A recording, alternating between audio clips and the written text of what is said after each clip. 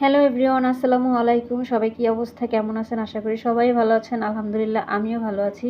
আমি আজকে ফার্মের মুরগি রান্না করব, কিন্তু ভাজবো না, না ভেজেই আমি মাংসটা রান্না করব।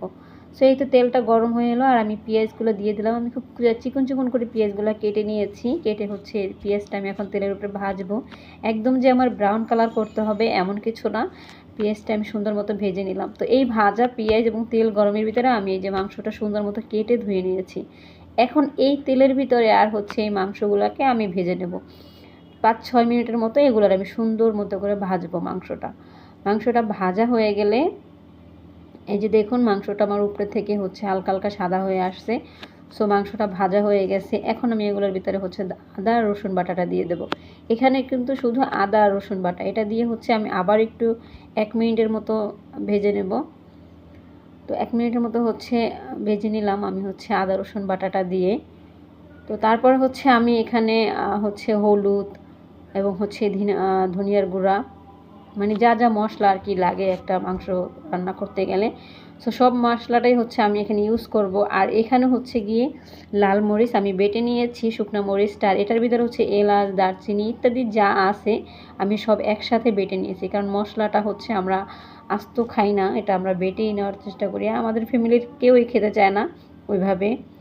সো আমি এখানে সব কিছু একসাথে বেটে নিয়েছি। আর এই যে দেখেন, মানে মাংসটা ঝাল ঝাল না হলে কিন্তু মজা লাগে না, আর আমার কাছে মাংসটা ঝাল খেতেই ভালো লাগে। সো আমি এখন এই যে সুন্দর মতো এখন 5-6 মিনিটের মতো ঢাকনা দিয়ে ঢেকে এখন আমি ঢাকনাটা উঠিয়ে ফেলেছি। তো এখানে আমি আবার একটু নেড়ে চেড়ে দেবো, আমার সুন্দর মতো কষাতে হবে। আর এই যে আমি পানিটা দিয়ে দিলাম, এটা আমার এই যে মশলা, বাটা মশলা যে ঝোলটা ছিল, আর এই ঝোলটা দিয়েই মাংসটা আমি একদম পুরোপুরি সিদ্ধ করে নেব। সুন্দর মতো মাংসটা কষাতে হবে। এখন আমি আবার একটু ঢেকে দিচ্ছি। তো 2 মিনিটের মতো ঢেকে দিয়েছিলাম।